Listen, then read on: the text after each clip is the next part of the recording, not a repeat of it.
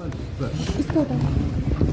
वर्ष में हमारी सरकार ने जो व्यवस्था परिवर्तन किया है और उस व्यवस्था परिवर्तन के स्वरूप जो परिणाम आज सामने आया है उसका उल्लेख राज्यपाल के अभिभाषण में किया गया है। व्यवस्था परिवर्तन की नींव हमने अपने पहले बजट में दर्शाई थी और आत्मनिर्भर हिमाचल की दिशा में हम आगे बढ़ रहे हैं।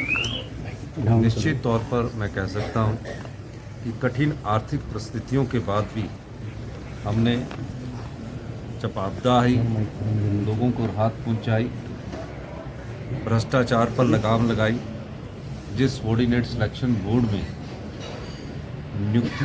नौकरियां बेची जाती थी और उसकी हमने इन्वेस्टिगेशन करवाई और उसके बाद जब हमने पाया कि ये धंधा काफ़ी समय से चल रहा है, उस सबॉर्डिनेट सिलेक्शन बोर्ड को हमने भंग किया। वो हमारे 1 साल की भ्रष्टाचार पर लगाम लगाने की एक उपलब्धता है। आपदा में हमने लोगों को सहायता पहुंचाई। उसके अलावा ग्रीन स्टेट का जो हम परिकल्पना करके चले हैं उस दृष्टि से एक सोच समाज में भी बनी है और हम उसमें आगे बढ़ रहे हैं। शिक्षा के स्तर में, गुणात्मक स्तर में सुधार करने के लिए शिक्षा के संस्थान खोल दीजिए, लेकिन उनकी शिक्षा में अगर गुणात्मक सुधार नहीं होगा तो आपको उसका काफ़ी नुकसान भविष्य में भुगतना पड़ेगा।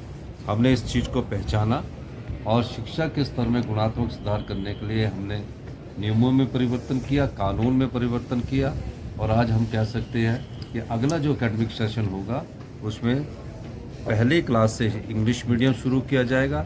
6 वर्ष के बच्चे को मेंटल स्ट्रेस छोटी उम्र में न डाला जाए, तो उस मेंटल स्ट्रेस से राहत दिलाने के लिए 6 वर्ष की कम आयु के बच्चे को पहली कक्षा में एडमिशन मिलेगा।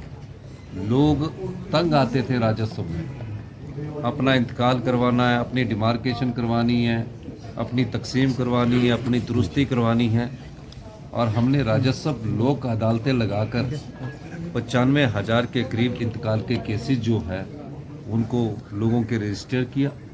पहले लोग पटवारियों के पीछे घूमते थे, कानूनों के पीछे घूमते थे, पूरा दिन बैठे रहते थे।